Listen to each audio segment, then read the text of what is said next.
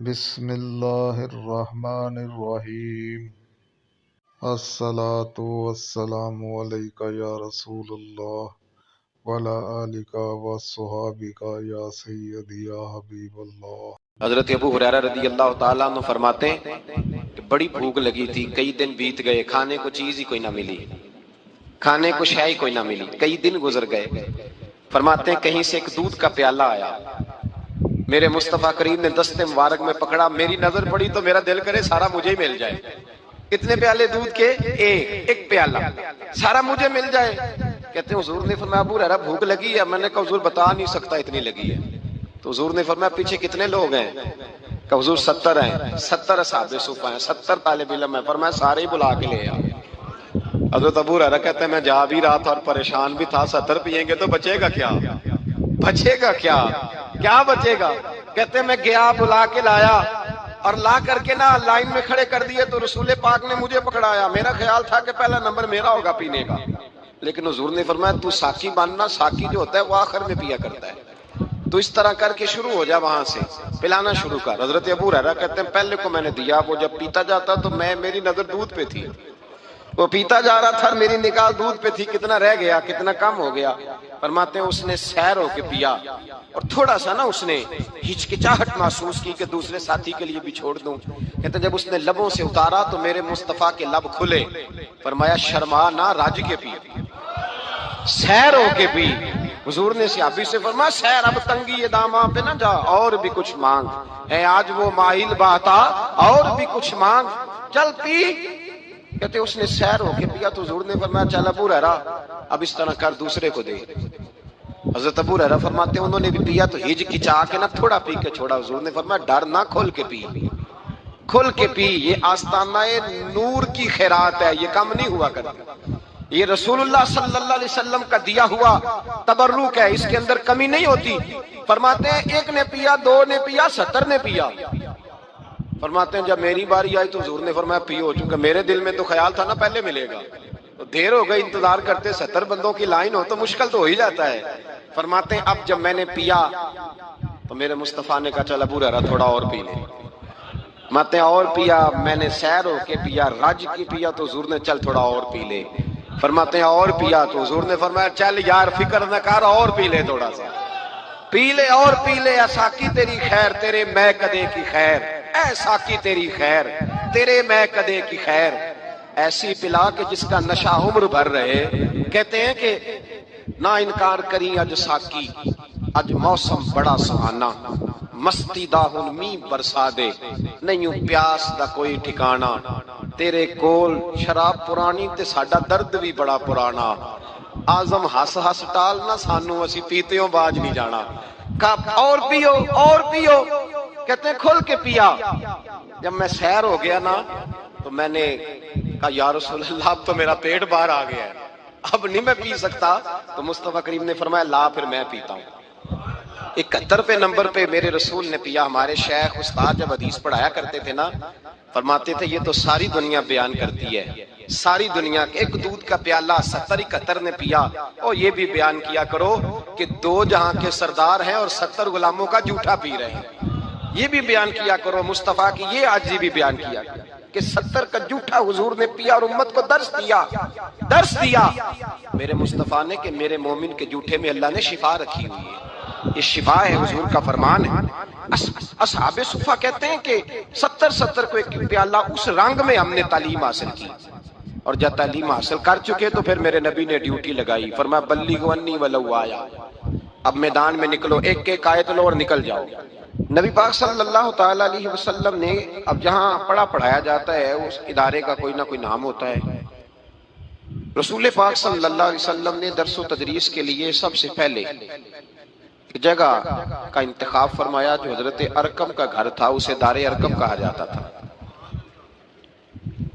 دار ارقم کے اندر نبی پاک صلی اللہ علیہ وسلم نے تعلیم و تعلم کا سلسلہ شروع کیا۔ ابتدائی لوگ جو حضور سے دین کی تعلیم لینے والے، حضرت ابوبکر صدیق رضی اللہ تعالیٰ عنہ، حضرت عمار بن یاسر رضی اللہ تعالیٰ عنہ، حضرت مصعب بن عمیر رضی اللہ تعالیٰ عنہ، حضرت جناب سیدنا عمر فاروق رضی اللہ تعالیٰ عنہ مکی زمانے میں جتنے لوگ مسلمان ہوئے وہ جس مدرسے میں جا کے تعلیم حاصل کرتے تھے اس کا نام دار ارقم تھا. وہاں بیٹھ کر وہ دین کی تعلیم لیتے تھے. دار ارقم اس کو کہا جاتا تھا. اس کے اندر نبی پاک صلی اللہ علیہ وسلم نے ایک ماحول بنایا. اگرچہ چھپ کے لوگ آتے تھے, لوگوں کی نظروں سے چھپ کے آتے تھے, لیکن وہاں آتے تھے اور آ کے پڑھا کرتے تھے. دار ارقم کے بعد جب معاملات آگے بڑھے اور سید عالم صلی اللہ تعالی علیہ وسلم نے پسند فرمایا کہ ماحول کو بڑھایا جائے, تو حضور تھوڑا باہر نکلے. پھر حالات کشیدگی کی طرف بڑھے. اللہ پاک نے اپنے محبوب کو مدینے کی جانب ہجرت کرنے کا حکم ارشاد فرما دیا. حضور مدینہ طیبہ تشریف لے گئے. وہاں جا کے حضور نے جو سب سے پہلا کام کیا وہ کیا تھا, بول کے بتائیں. مسجد حضور نے بنائی. مسجد قباء کی بنیاد رکھی. پھر سید عالم صلی اللہ علیہ وسلم جب مدینہ شہر میں گئے تو حضور نے مسجد نبوی کی بنیاد رکھی. یہ مسجد پورا مرکز تھی دین کا. جو کام ہم مسجد سے لیتے ہیں نا, وہ تو یہ ہے کہ نماز پڑھنے چلے گئے, جمعہ پڑھنے چلے گئے, بڑے خیر کے کام ہیں. ہاں اگر کبھی قسم اٹھانی ہوئی, کسی کو کہنا ہوا قسم اٹھا, تو پھر چلے گئے. یہ بھی ایک رواج ہے. صحابہ کرام نے مسجد سے جو کام لیا وہ یہ تھا کہ انہوں نے اپنی نجی زندگی سے لے کر قومی زندگی تک, اپنے ذاتی معاملات سے لے کر معاشرتی معاملات تک سارے کے سارے مسجد کے ساتھ جوڑ دیے.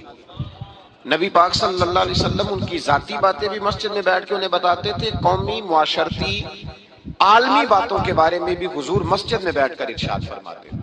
سیاست میں ناپاکی اس وقت آئی ہے جب سیاست مسجد سے نکل گئی ہے. سیاست مسجد سے, بولیے اب کدھر گئی ہے, اللہ جانے کہاں کہاں گھوم رہی ہے, کیا حال ہو گیا ہے.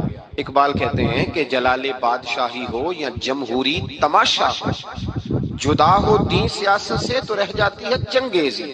ہلاکو خاں یا چنگیز پیدا ہوتے ہیں جب دین اور سیاست کو الگ الگ کیا جاتا ہے. سارے کام مسجد میں ہوتے تھے.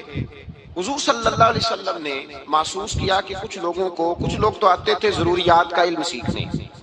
طالب العلم فریضۃ علی کل مسلم, ضروریات کا علم سیکھنا ہر مسلمان پر فرض ہے. وضو, غسل, پاکی, پلیدی, نماز, حج فرض ہو جائے تو حج, زکوٰۃ فرض ہو تو زکوٰۃ کے مسئلے سیکھنے فرض ہو گئے. شادی کرتا ہے تو نکاح, طلاق, حیض و نفاس کی باتیں سیکھنی ضروری ہو گئیں.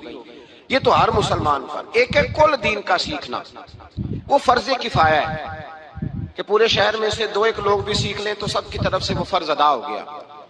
اب حضور چاہتے تھے کہ پورا دین بھی لوگ سیکھیں. صحابہ میں سے کچھ تاجر تھے, صنعتکار تھے, کھیتی باڑی کرنے والے تھے. وہ شام کو آتے تھے, کچھ وقت گزارتے تھے. محبوب کا ارادہ ہوا کہ کچھ ایسا ادارہ قائم کیا جائے, کچھ ایسے لوگ ملیں جو یہیں رہیں ہمیشہ. خاص بات ہے, خاص توجہ سے سنیں. آج یہ ایک بہت بڑا اعتراض اٹھایا جا رہا ہے, اس پر سیر حاصل گفتگو کر رہا ہوں سمجھانے کے لیے. نبی پاک صلی اللہ علیہ وسلم نے دیکھا کہ وہ کچھ وقت کے لیے کچھ لوگ آتے ہیں, ان کو حضور مسجد میں وقت دیتے, ان کی بات سنتے, ان کو بھی پورا دین سکھاتے. پھر حضور نے الگ سے ایک ادارہ قائم کیا, ایک یونیورسٹی اسلام کی بنائی. مسجد نبوی کے ساتھ حضور نے ایک چبوترا بنایا, کھجور کے تنے کھڑے کر کے اوپر کھجور کے پتوں کی چھت ڈال دی. اس کو میرے نبی پاک نے صفہ کا نام دیا. 70 سے لے کر 400 تک صحابہ, 70 سے لے کر, صحابہ کی بات کریں گے تو اللہ بڑا راضی ہوگا. اتنی بڑی تعداد 70 سے 400 تک صحابہ تھے جو صبح سے شام تک اس جگہ پہ رہا کرتے تھے اور میرے نبی پاک سے قرآن و حدیث کا علم سیکھا کرتے تھے. اسلام کا سب سے پہلا مدرسہ, سب سے پہلا ادارہ, سب سے پہلی یونیورسٹی میرے نبی پاک صلی اللہ علیہ وسلم نے مسجد نبوی کے بالکل ساتھ قائم فرمائی. حضور نے مسجد کے ساتھ اسے قائم کیا. اس یونیورسٹی میں طالب علم پڑھتے تھے. طالب علموں کے نام کیا تھے؟ سیدنا عمر فاروق رضی اللہ تعالی, حضرت ابو ہریرہ رضی اللہ تعالی, حضرت عبداللہ ابن عمر رضی اللہ تعالی. سبحان اللہ, کیسے حسین ستارے ہیں. حضرت بلال بھی اسی مدرسے کے طالب علم تھے. حضرت سلمان فارسی کہنے لگے حضور عمر تو بڑی ہو گئی ہے, مجھے بھی داخلہ مل جائے گا. فرمایا آجا, ہر عمر کے لیے داخلہ کھلا ہوا ہے. یہاں ہر عمر کا, ہر نہج کا, ہر رنگ کا, ہر نسل کا, یہ سارے 70 کے 70 حضور سے قرآن سیکھنے بیٹھتے تو مدینے کے چاند کی نظر اٹھتی تو حضور فرماتے ہیں معمولی نہ سمجھنا، اصحابی کالنجوم، یہ تو سارے میرے ستارے ہیں، یہ ستارے ہیں، ستارے۔ خوبصورت آنگن گلشن حضور نے بنایا، ایک مدرسہ قائم ہو گیا، اس میں پڑھنے لگے یہ لوگ۔ قرآن مجید نے ان لوگوں کا ذکر کیا۔ قرآن مجید کہتا ہے کہ ان کے کپڑے دیکھ کے، ان کا اٹھنا بیٹھنا دیکھ کے لوگ، سورۃ بقرہ پڑھیے گا، لوگ انہیں مالدار سمجھتے ہیں، یہ سفید پوش ہیں، لوگ مالدار سمجھتے ہیں، ان کے چہروں سے لگتا ہے کہ بڑے مالدار ہیں۔ وجہ کیا ہے؟ لا یسألون الناس الحافا، فرمایا یہ لوگوں سے لپٹ لپٹ کے سوال نہیں کرتے، یہ کھڑا کر کر کے مانگتے نہیں کہ میں بھوکا ہوں مجھے دو۔ انہوں نے اپنی سفید پوشی اپنے رب کے ساتھ راز رکھا ہوا ہے۔ یہ ان کی تعریف کی، ان لوگوں کی۔ میرے رسول کائنات صلی اللہ علیہ وسلم نے اس مدرسے میں طلباء کو پڑھایا۔ کس طرح پڑھایا؟ حضرت عبداللہ ابن عمر فرماتے ہیں 8 سال میں پڑھتا رہا اور ایک سورۃ بقرہ نبی پاک سے میں نے مکمل کی۔ کیا جی؟ بچے آتے ہیں مدرسے میں، کہتے ہیں استاد جی کورس کتنا کا؟ 8 سال کا۔ ہو بڑا لمبا ہے، حالانکہ اس میں پورا قرآن ہے، حدیث ہے، تفسیر ہے، اصول حدیث ہے، اس کے اندر صرف ہے، نحو ہے، بلاغت ہے، سارا کچھ ہے، پورا کورس 8 سال۔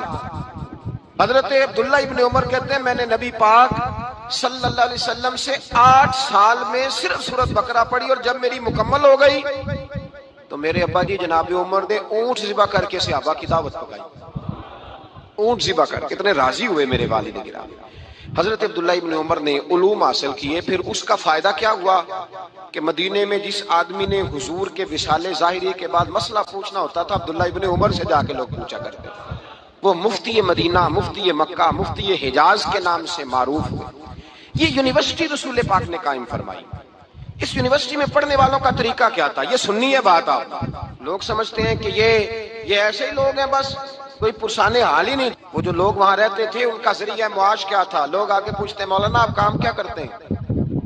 تنزن پوچھتے ہیں یہ بچے روٹی کہاں سے کھاتے ہیں؟ آؤ نبی پاک صلی اللہ علیہ وسلم کے مدرسے کے طلباء کی روٹی کا طریقہ سنو۔ حضرت ابو ہریرہ فرماتے ہیں رسول پاک نے ہمیں اپنے مالدار صحابہ پر تقسیم کر دیا تھا۔ فرماتے ہیں کوئی 10 کو ساتھ لے جاتا تھا، کوئی 12 کو ساتھ لے جاتا تھا، کوئی 13 کو ساتھ لے جاتا تھا۔ ابو بکر صدیق 70 کو لے جایا کرتے، 70 طالب علموں کو لے جاتے تھے اور جا کے کھانا کھلایا کرتے تھے۔ اور فرماتے ہیں جب صحابہ کے باغوں میں کھجوریں پکتی اور جب انگور پکتے تو کہتے ہیں جہاں صحابہ صفہ کا چبوترا تھا، جہاں مدرسہ تھا، وہاں صحابہ نے ایک رسی باندھ دی تھی، جس کے باغ میں تازہ کھجوریں پکتی تھی وہاں لا کے لٹکایا کرتا تھا۔ وہ تازہ انگور وہاں لا کر کے لٹکایا کرتا تھا، طالب علم کھاتے تھے، وہ بھی خوش ہوتے تھے، رسول پاک بھی راضی ہوا کرتے۔ یہ مدرسہ تھا، مدرسہ۔ اور حضرت ابو ہریرہ فرماتے ہیں ہم طالب علم تھے، ہمارے وجود پر کپڑے بھی پورے نہیں ہوتے تھے۔ کسی کے پاس تہمد ہوتی تھی تو کرتا نہیں ہوتا تھا، کسی کے پاس کرتا ہوتا تھا تو اسی کو تہمد بنا لیتا تھا۔ لباس بھی پورے نہیں، کھانے کے لیے چیزیں بھی پوری میسر نہیں۔ فرماتے ہیں آج فقیر وہ لوگ بن گئے، کوٹھیاں لمبی چوڑی بنائی ہوئی ہیں اور اربوں خربوں روپے کا ان کے پاس آستانے اور دربار ہیں، تو مدرسے کا ناظرے کا بھی نہیں، اور کہتے ہیں ہم فقر سکھا رہے ہیں۔ فقر تو وہ ہے جو مدارس میں سکھایا جاتا ہے، فقیری وہ ہے جو مدارس میں سن لیں۔ اب مولوی بیچارہ بالکل معرفت سے دور ہو گیا ہے، اور جس کو معرفت کا ترجمہ نہیں آتا وہ معرفت والا ہو گیا ہے۔ نیرنگیے سیاست دوران تو دیکھیے یہاں منزل انہیں ملی ہے جو شریک سفر نہ تھے، عجیب چکر چل گیا۔ الگ الگ لوگوں نے تفسیر، صوفی کس کو کہتے ہیں، درویش کس کو کہتے ہیں؟ جب مولوی اپنے علم پر عمل کرے اور عمل میں مخلص ہو جائے تو وہی اللہ کا ولی ہوا کرتا ہے۔ بس اتنی سی تعریف ہے، یہی حضرت مجدد صاحب نے کی ہے، یہی غوث اعظم نے کی ہے، یہی شیخ شہاب الدین سہروردی نے کی ہے، یہی تفسیر خواجہ معین الدین اجمیری نے فرمائی ہے، یہی تمام صوفیاء نے فرمائی ہے۔ اب اس مدرسے کے اندر حضرت ابو ہریرہ فرماتے ہیں کبھی تو صحابہ لے جاتے اور کبھی یہ حال ہوتا تھا کئی کے دن روٹی نہیں ملتی تھی، غربت، فقر، درویشی۔ پھر مدارس قائم ہوئے۔ حضرت معاذ بن جبل اگر آ کے دمشق بیٹھتے تھے تو وہاں رسول اللہ کی حدیثوں کا درس دیتے تھے۔ حضرت مولا علی اس مدرسے سے فارغ التحصیل تھے، وہ کوفے گئے تو وہاں انہوں نے مدرسہ قائم کیا۔ جہاں صحابی وہ صحابہ جہاں بیٹھتے تھے نا، جو بیٹھا ہوتا تھا وہ یونیورسٹی ہوتا تھا، جو بیٹھا ہوتا تھا وہ یونیورسٹی تھا، ادارہ تھا، وہ چلتے پھرتے لوگ ادارے بن گئے۔ اس ادارے کا فیض آگے بڑھا، تابعین کا زمانہ آیا، تو سب سے پہلا نمبر حضرت امام اعظم ابو حنیفہ کا تھا. اس مدرسے میں پڑھنے والے امام ابو مالک جیسے لوگ تیار ہوئے, امام محمد جیسے لوگ خوش اچین ہوئے. امام عبد الرزاق نے وہاں سے پڑھا, اور پھر امام عبد الرزاق سے حضرت امام بخاری نے پڑھا, اور امام بخاری نے پھر امت کو حدیث کا پورا اسلوب دیا, طرز زندگی دیا. پھر مدارس قائم ہونے لگے, حکومتیں مدرسے قائم کرتی ہیں. حضرت عمر بن عبدالعزیز نے اپنے دور حکومت میں درجنوں, بیسیوں, سینکڑوں مدارس قائم کیے. عالم کی تنخواہ اتنی تھی جتنی صوبے کے گورنر کی ہوتی ہے. کہ نہیں ہے تھوڑے گورنر کی تنخواہ پتا جی؟ گورنر ہاؤس نہیں بندہ پیدل پھر سکتا, تنخواہ تو دور رہ گئی. تو مولوی کے حجرے کے اندر اگر لائٹ نہیں لگ جائے تو سارا محلہ پوچھنے آ جاتا ہے کتوں لوا لیجیے, تو بتی لوا لی. اتنا بڑا کام کر لیا. گورنر ہاؤس پیدل. حضرت عمر بن عبدالعزیز رحمت اللہ تعالی علیہ نے گورنر اور خطیب کی تنخواہ ایک برابر کی. لوگوں نے کہا حضور یہ کیا ہے؟ فرمایا وہ دنیا داری چلاتا ہے, یہ رسول اللہ کا دین پڑھاتا ہے, یہ نبی پاک کے رنگ سے لوگوں کو آگاہ کرتا ہے, یہ حضور کے جلوے دکھاتا ہے. اس کی باتیں سنتے سنتے سنتے سنتے دل نور والا بنتا ہے اور رسول اللہ کے جلوے نظر آنے شروع ہو جاتے ہیں. تو میں اس کی یہ مدارس کا ایک پورا سلیبس بنایا گیا.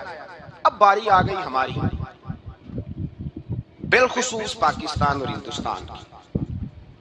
انڈیا کے اندر پھر بھی مدارس کے ساتھ گورنمنٹ کا رویہ کچھ اور طرح کا ہے. ہمارے ہاں کوئی گورنمنٹ کوئی مدرسہ نہیں چلاتی. جو مدرسے گورنمنٹ چلاتی ہے وہ بھی اپنے مقصد کے لیے چلاتی ہے, دین کے لیے نہیں چلاتی. جن مدارس کو گورنمنٹ فنڈ دیتی ہے اس سے مقصد جو بھی گورنمنٹ دیتی ہے, میں نام نہیں لیتا, اور یہ سارے کرتے ہیں. ایک طرف شور کرتے ہیں فلانا مدرسہ دہشت گرد ہے, سب کو پتا ہے کس کا مدرسہ دہشت گرد ہے. اب بتانے کی ضرورت آپ کو پتا ہے کہ نہیں؟ پکی بات ہے. جن کو پتا ہے وہ ہاتھ کھڑا کرے. دہشت گرد مدرسوں کا جن کو پتا ہے, تو اتنے سارے بندوں کو پتا ہے. جنہوں نے نہیں نا ہاتھ کھڑے کیے وہ ساتھ والے سے پوچھ لینا, بتا دے گا, وہ بتا دے گا ساتھ والے کو. پتا ہے نا جی آپ حضرات. اب گورنمنٹ ہماری ان مدارس کو فنڈ دیتی ہے اس لیے کہ بغل بچہ تنظیمیں بنا کے رکھنا چاہتی ہے. اگر گورنمنٹ چاہے تو کوئی دہشت گرد مدرسہ کبھی بھی آگے بڑھ سکتا. جب آپ اتنے سارے لوگوں کو پتا ہے, مجھے پتا ہے, تو ان کو نہیں پتا؟ سب کو پتا ہے کون دہشت گرد ہے. جو اہل حق کے مدرسے ہیں, اہل حق کے, ان مدارس کو نہ گورنمنٹ کو فنڈ جاری کرتی ہے نہ باہر سے کوئی ایڈ آتی ہے. مدرسہ ایک پوری ضرورت ہے. اور مدرسے کی حاجت کیا ہے؟ آپ تراویح کے لیے جب رمضان شریف شروع ہوتا ہے تو حافظ کی ڈیمانڈ کرتے ہیں, حافظ کی. میرے بھائی جب آپ گھی لینے جاتے ہیں تو آپ کو یہ تو پتا ہوتا ہے نا گھی بنتا کہاں ہے, خریدیں گے کیسے, اس کی ساری صورتحال کا آپ کو پتا ہے. پاکستانی کوئی بھی نہیں کہے گا کہ گھی والی انڈسٹری بند کر دو, اس لیے کہ گھی کے بغیر ہنڈیاں نہیں پکتی. آپ فوری طور پہ ان چیزوں کا پتہ رکھتے ہیں. حافظ مانگتے ہو, حافظ کہتے ہیں اچھا قاری ہونا چاہیے, اچھا قاری, قرآن پاک اچھا پڑھنے والا. کیوں حضرت؟ اچھا قاری, اچھا حافظ. تو سوال یہ ہے کہ اچھا قاری پیدا کہاں ہوگا؟ کہاں پیدا ہوگا اچھا قاری؟ اسکول میں, کالج میں, دربار پہ؟ کہاں پیدا ہوگا؟ نہیں بول کے بتائیں. تو مدرسہ کون چلائے گا؟ مدرسے کے ساتھ تو رویہ یہ ہے کہ لوگ زکوٰۃ کے پیسے دینے آتے ہیں مدارس میں, زکوٰۃ کے. اور اس پر بھی ان کا خیال یہ ہوتا ہے کہ جمعے والے دن 10 دفعہ اعلان کیا جائے کہ ہم نے مدرسے کو زکوٰۃ دی ہے. حالانکہ زکوٰۃ تو اس آدمی کی نیکی ہے جو آپ سے وصول کر رہا ہے. آپ پڑھیں اٹھا کے بزرگوں کو, اس پر بھی 10 دفعہ 20 دفعہ 100 دفعہ لوگ سوچتے ہیں, اور پھر جا کر کے لوگ اس طرف توجہ کرتے ہیں. مدارس اسلامیہ ذبح حالی کا شکار ہے. آپ کو عالم کی ضرورت ہے. مجھے بتلائیے, بچے کی پیدائش سے لے کر کان میں اذان دینے سے لے کر جنازے تک ڈیوٹی کون سا انجام دیتا ہے؟ اور جب حالات بگڑ جاتے ہیں, مسائل بن جاتے ہیں, میں 3 دفعہ طلاق کہہ بیٹھا ہوں, میں یہ کر بیٹھا ہوں, ادھر ہو گیا ہوں, تو مسائل کون بتاتا ہے؟ تو عالم کہاں پیدا ہوگا؟ اگر وہ انڈسٹری بند کر دی جائے جہاں عالم نے پیدا ہونا ہے, اس کے ساتھ ہمارا تعلق ہی کوئی نہ رہے, تو علماء کیسے پیدا ہوں گے, قاری کیسے پیدا ہوں گے, حفاظ کیسے پیدا ہوں گے؟ جب آپ کسی چیز کی تشکیل میں دلچسپی نہیں رکھتے. اور یاد رکھیں, حافظ پیدا ہوں گے, قاری پیدا ہوں گے تو لفظ محفوظ رہیں گے, عالم پیدا ہوں گے تو قرآن کے معنی محفوظ رہیں گے. اور اللہ نے یہ ذریعہ بنایا ہے ان کی حفاظت کا. علماء بڑی ضروریات ہوتی ہیں میرے بھائی, بڑی ضروریات ہوتی ہیں. ایک عالم کی کتاب اس زمانے میں اتنی مہنگی ہے کہ کتاب تک پہنچنا مشکل ہو گیا. میں نے پہلے بھی بات عرض کی تھی, میں نے ایک حدیث فتاوی رضویہ سے ایک دفعہ جمعے میں سنائی.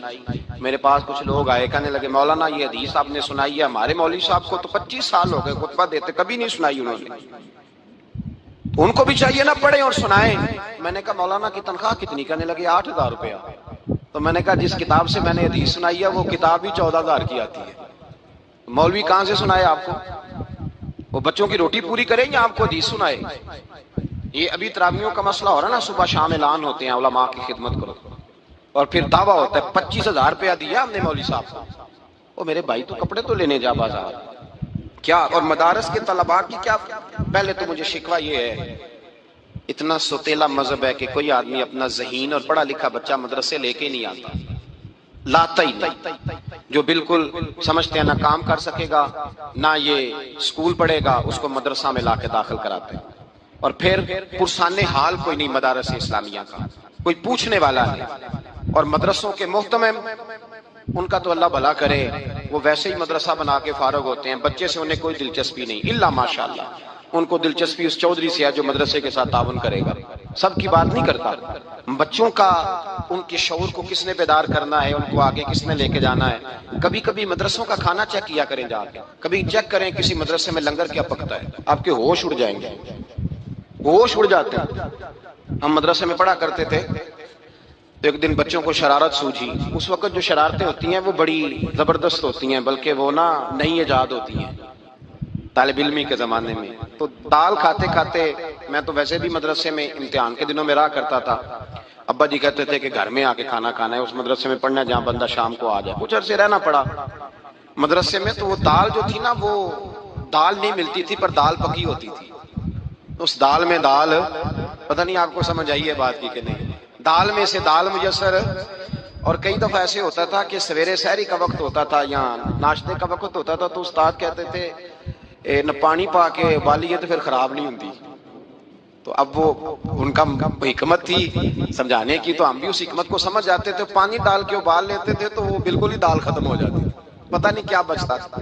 تو محتمم صاحب جو تھے, پرنسپل صاحب, وہ آئے صبح وزٹ کرنے ناشتے کے وقت. تو بچوں نے بحث چھیڑ دی, علمی بحث. ایک علمی بحث ہونے لگی. کچھ بچے کہنے لگے جائز ہے, کچھ کہنے لگے ناجائز ہے. وہ جائز ہے ناجائز ہے, جائز ہے ناجائز ہے, بحث ہو رہی. استاد بھی کھڑے ہو گئے, انہوں نے کہا مجھ سے پوچھ لو بیٹے کیا جائز اور کیا ناجائز ہے.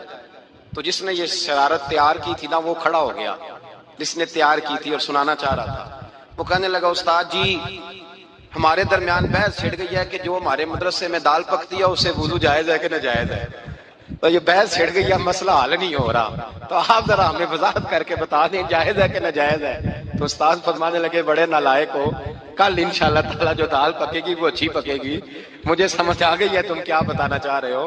یہ حال ہے مدارس اسلامیہ کا کہ وہاں کا کھانا آپ جا کے دیکھیں تو حال کوئی نہیں, بچوں کے رہن سہن کے معاملات گڑبڑ.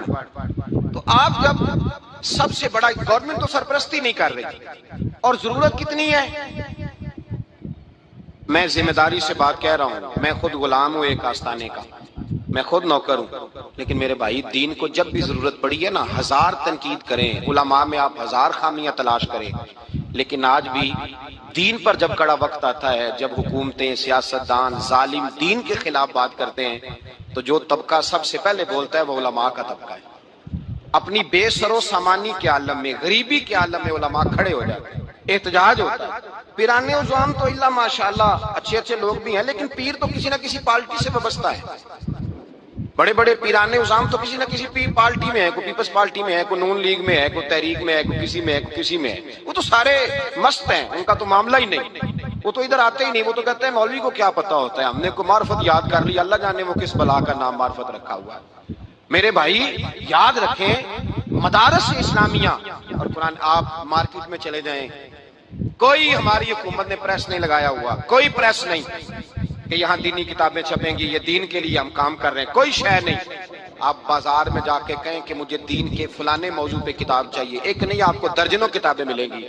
اور جب آپ کتاب کھول کے دیکھیں گے تو پتہ چلے گا اس نے لکھی ہے جو کسی مدرسے کے حجرے میں بیٹھا کرتا تھا, جو کسی مسجد کے حجرے میں بیٹھا تھا, اسی نے پروف ریڈنگ کی, اسی نے کام کیا. کتابیں بھی مدرسے لکھتے ہیں, حافظ بھی مدرسے پیدا کرتے ہیں, دین کے بارے میں اگر کوئی پراپوگنڈا ہوتا ہے تو اس کا جواب بھی.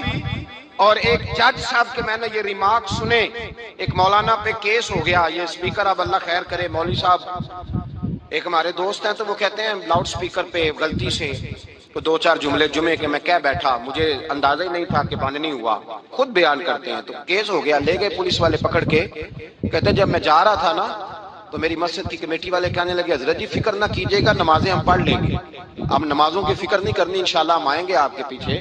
یہ ظلم کی حد ہے. اور اب وہ کیس ہو گیا تو جب عدالت میں گئے تو کہتے ہیں جج صاحب کے ریمارکس کیا تھے. جج صاحب کہنے لگے اس پولیس آفیسر سے, اور تو تمہارے ہتھے کوئی نہیں چڑھتا, یہ مسکین مولوی جو کانپ رہا ہے تمہارے سامنے, شرم کا مارا کہ میں پولیس کی گاڑی میں بیٹھا ہوں گا تو لوگ پتہ نہیں کیا سمجھیں گے, کس جرم میں جا رہا ہے, کیا لوگ سمجھیں گے, اللہ جانے کیا کیا سوچیں. اس جج کے ریمارکس تھے.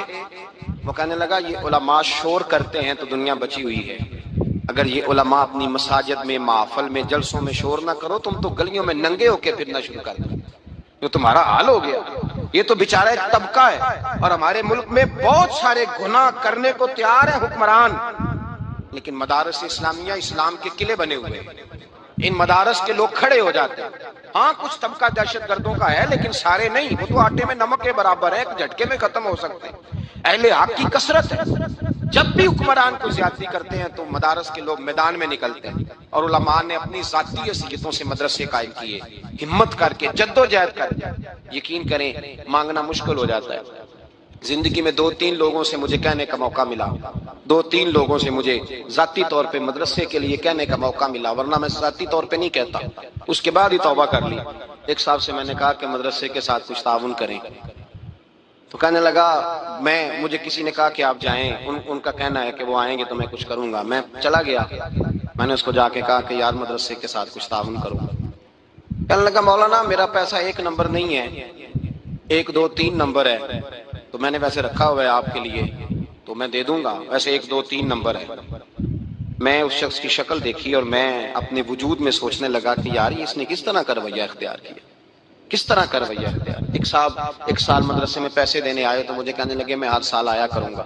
اگلا سال آیا تو حالات ہر سال کشیدہ نظر آتے ہیں ہمیں. میں نے اس کو ٹیلی فون کیا کہ صاحب آپ نے کہا تھا میں ہر سال آؤں گا. کہنے لگے مجھے دکھ ہوا ہے. کسی اور ساتھی کو کہنے لگے مجھے دکھ ہوا ہے, وہ تو مجھے شرمندہ کر رہے ہیں. ایک صاحب مجھے تیسرے صاحب مجھے گھر آ کے کہنے لگے کہ جب آپ کو ضرورت پڑے کسی اور کو نہیں کہنا, مجھے اطلاع دینی. میں نے اطلاع دی تو اس نے کچھ نہیں تو 100 آدمی کو بتایا کہ اور میں نے پھر پوچھا, میں نے کہا بھائی میں نے تمہیں ذاتی کام بتایا تھا, تم نے 100 جگہ پہ بات کی اور تم کہہ کے نہیں گئے تھے. نہیں وہ تو ایسے میں نے کہا تھا. آپ یقین کریں رسوائی کا عالم ہے, ایسے تلخ حالات میں ہم وقت گزارتے ہیں, اور ہمارے مدارس کے بچے اس طرح زندگی بسر کرتے ہیں. اور ہم خود ان صحبتوں سے گزر کے آئے ہیں, ہم نے وہ رنگ دیکھا ہے کہ ہمارے استاد گرامی نے تفسیر روح البیان کا ترجمہ کیا تو چھاپنے کے لیے پیسے نہیں تھے, انہوں نے اپنے گھر کی 4 پائیاں بیچ ڈالی, اضافی برتن نکال کے بیچ ڈالے. ایک بیٹی کا جہیز بنا کے رکھا تھا, کہنے لگے بیٹے تیری شادی میں سال ہے, اگر تو اجازت دے تو میں بیچ لوں, میری عمر بھر کی کمائی ہے, میں چاہتا ہوں میری زندگی میں چھپ جائے. اس قدر دکھ اور تکلیف اور آزمائش کے ساتھ علماء گجرانوالہ میں ہمارے ایک دوست مولانا تھے, ان کا بیٹا بڑا اچھا پڑھتا تھا, لاہور میں بڑا صحیح چل رہا تھا, صحیح سمت چل رہا تھا. اچانک اس بچے نے چھوڑ دیا, کہنے لگا میں نے نہیں پڑھنا. اور ہم لوگوں نے نا علماء کے لیے حکم لگایا کہ تم نے درویش رہنا ہے, تم نے نام سے یہ کہنا ہے کہ میں نے موٹر سائیکل پہ گاڑی پہ بیٹھنا, خبردار تمہارا حق نہیں ہے. نہ تم نے اچھے کپڑے پہننے ہیں, تمہارا حق نہیں. نہ ہمیں یہ پتا چلے کہ تم اچھے گھر میں بیٹھو, تمہارا نہیں حق. یہ نمائندے ہیں, یہ رسول اللہ کے جانشین ہیں, یہ ہیں جن کے بارے میں نبی پاک صلی اللہ علیہ وسلم نے فرمایا جس نے عالم کی زیارت کی سمجھے میں نے اپنے رسول کا دیدار کیا ہے. یہ ہے جن کے بارے میں حضور نے فرمایا جس نے عالم کو سہارا دیا سمجھے میں نے اپنے رسول کی بارگاہ میں حاضری دی ہے. یہ ہے جن کے یہ کنز المال میں میں حدیث میں لفظ دکھاؤں گا, نبی پاک نے فرمایا جس نے کسی عالم کی صحبت اختیار کی وہ سمجھ لے میں نے اپنے نبی کی سنگت اختیار کی ہے. اور فرمایا جو میری سنگت میں بیٹھا سمجھے میں رب کی بارگاہ میں بیٹھا ہوا ہوں. اتنا بڑا اس آدمی کا درجہ ہے جس کو کھڑا کر کے پوچھا جاتا ہے کہ وہ تو گاڑی میں بیٹھا ہوا تھا تو بتا گاڑی کہاں سے آئی. مولوی صاحب کو تو بالکل ان کو اجازت نہیں ہے. اور ایسی عجیب. مولانا مجھے ٹیلی فون کرنے لگے, کہنے لگے میرا بیٹا آپ سے بڑا متاثر ہے, آپ کا بڑا حیا کرتا ہے, مدرسہ چھوڑ گیا ہے, لائق بچہ, A1 زین اور A1 تعلیم اس بچے کی. آپ سمجھائیں. میں ملنے گیا, میں نے جا کے کہا بیٹے آپ اتنا اچھا پڑھ رہے تھے چھوڑ کیوں گئے؟ کہنے لگے نہیں میں نے دوست سے بات کر لیا, میں کوریا جا رہا ہوں. میں نے کہا بیٹے دین پڑھو, اس میں بڑی برکت ہے. کہنے لگے چھوڑ دیں آپ. کیا پڑھا ہے آپ نے, کیا کمایا ہے آج تک؟ مجھے گنوائیں. میرے ابے کو 22 سال ہو گئے مسجد میں, کیا ہے؟ میں نے کہا یار ساری باتیں ٹھیک ہے لیکن جو اللہ رسول اعزاز دیتے ہیں وہ تو بھی ہمیں نظر میں رکھنا چاہیے. کہنے لگے آپ رکھتے ہیں, میں رکھتا ہوں, لوگ نہیں رکھتے. میں نے کہا وجہ تو بتا. کہنے لگے 22 سال سے مسجد کی چھت پہ ہمارا مکان ہے, 4 بہنیں ہیں. بہن کا رشتہ دیکھنے لوگ آئے تھے اور وہ بی بی جس نے میری بہن کی ساس بننا تھا وہ مسجد کے اندر اس نے پیر رکھا, اور جب وہ رشتہ دکھانے والی نے کہا نا سیڑھیوں پہ جانا ہے تو کہنے لگی ہائے ہائے یہ مسجد میں رہتے ہیں, میرا بیٹا آئے گا تو کہاں رہے گا. کہنے لگے میری بہن قرآن مجید کی حافظ, میری بہن عالم, میری بہن قاریہ, لیکن اس کی غلطی صرف اتنی تھی کہ اس کا ابا مسجد میں رہتا تھا. مجھے کہنے لگے حضرت جی وہ وہیں کھڑے کھڑے میری تہجد گزار بہن کے بارے میں کہہ کے گئی ہم نے نہیں رشتہ کرنا, میرا بیٹا مسجد میں آئے گا.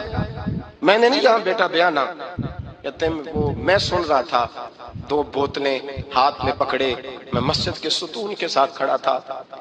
تو وہ بی بی رشتہ کرانے والی کہنے لگی ایک دفعہ دیکھ تو لے بیٹی کو. کہنے لگی تو کہتی ہے میں دیکھ لیتی ہوں پر انکار یہی ہے, انہیں رشتہ نہیں کرنا. کہنے لگے میں نے اٹار کے ٹوپی پھینک دی ہے, میں نہیں پڑھوں گا مذہب. یہ دے رہا ہے مذہب ہمیں, کیا غلطی ہے ہماری. بچہ چھوڑ کے چلا گیا, لیکن مجھے اس کی باتیں کبھی کبھی راتوں کو بھی یاد آتی ہیں. مدارس اسلامیہ کے ساتھ زیادتی اور ظلم, اور مجھے شکوہ کسی حکومت سے نہیں, ان کا تو حال یہ ہے. مجھے شکوہ تو ان لوگوں سے ہے, ان لوگوں سے شکوہ ہے جو اپنے گھر کے اندر عالی شان بلڈنگوں میں رہتے ہیں لیکن مدارس کے بارے میں ان سے بات, بڑی جگہ پیسہ خرچ کرنے کو ہے, بڑا کچھ ہے ہمارے پاس, آپ کو پتا نہیں. یہ جو مدرسہ ہوتا ہے یہ رسول اللہ کے مدرسے کا فیض ہوتا ہے. یہ مدرسہ میرے نبی کی چاہت ہے, یہ مدرسہ میرے رسول نے بنایا ہے. اس مدرسے کے سب سے پہلے بانی اور محتمم کا نام محمد عربی ہے. یہ مدرسہ رسول اللہ صلی اللہ تعالی علیہ وسلم کے جانشین پیدا کرتا ہے. یہ مدرسہ رسول اللہ کے پیغام کو عام کرتا ہے. یہ مدرسہ دین کے مخالفوں کے سامنے بند باندھتا ہے.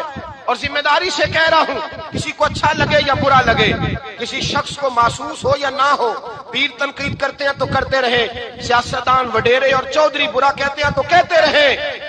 ہمیں تو اتنا پتا ہے کہ مدرسے علماء نے بنائے ہیں اور انشاءاللہ قیامت تک یہ بنتے بھی رہیں گے اور چلتے بھی رہیں گے.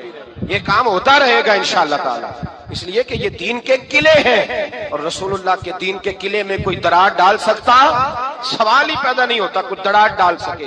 یہ مدارس, یہ وقار ہے رسول اللہ کے دین کا, یہ قائم رہیں گے انشاءاللہ, قائم ہوں گے انشاءاللہ تعالی, اور یہی چراغ جلے گا تو روشنی ہوگی. میرے رسول کریم صلی اللہ علیہ وسلم نے اور حضور نے کتنی عزت دی مدرسے کے طالب علم کو.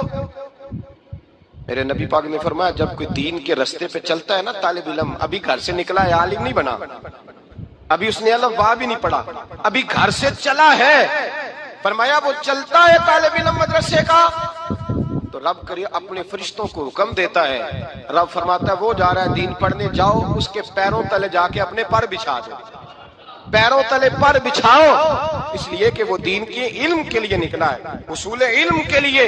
اور میرے اعلیٰ حضرت نے لکھا ہے اگر دین کا طالب علم قبرستان سے گزر جائے تو اللہ 40 دن کے لیے عذاب ہی اٹھا لیتا ہے. خالی گزر جائے, فاتحہ نہ بھی پڑھے. تو کسی نے اعلیٰ حضرت سے کہا کہ حضور طالب علم گزر جائے تو, کہتے ہیں طالب علم گزر جائے تو عذاب اٹھ گا, تو اگر عالم ہی گزر جائے. تو اعلیٰ حضرت فرمانے لگے اس کے کرم کو سامنے رکھ کے بات کر رہا ہوں, اس کے فضل کو, کہ اگر علم پر عمل کرنے والا نیک اور پرہیزگار عالم دین قبرستان سے گزر جائے تو مجھے امید ہے اللہ ہمیشہ کے لیے عذاب دور فرما دے. اس لیے کہ نبی پاک صلی اللہ علیہ وسلم نے فرمایا عالم کے لیے, عالم کے لیے بلوں میں چونٹیاں بھی دعا کرتی ہیں, پانی میں مچھلیاں بھی دعا کرتی ہیں, زمین آسمان کی ہر چیز عالم کے لیے دعا کرتی ہے. اور میرے مصطفیٰ کریم صلی اللہ علیہ وسلم نے فرمایا کسی اور پہ رشک نہ کرنا, اگر رشک کرنا, فخر کرنا, بڑے فخر سے اونچا ہاتھ کر کے کبھی نام لینا تو اس عالم دین کا نام لینا جسے اللہ نے قرآن و سنت کا علم دیا ہے. وہ سویرے بھی پیغام دیتا ہے, شام بھی دین کا پیغام دیتا ہے. جو صبح شام قرآن کی تعلیم دے اس پہ فخر کرو, کہا کرو واہ جی واہ کیا بات. ہمارے ہاں کیا ہوتا ہے, کہتے اس کا تو بورڈ پہ نام آ گیا, تو فلاں ہو گیا، تنقید ہوتی ہے، طنز ہوتی ہے۔ حضور نے فرمایا اپنے علماء، اور یہ بخاری مسلم ہے، فرمایا دو آدمیوں پر رشک کرو، ایک اس سخی پر جسے اللہ نے مال دیا ہو صبح شام خرچ کرے، ایک اس عالم پر جسے اللہ نے قرآن کا نور دیا ہو صبح بھی درس دے شام بھی درس دے۔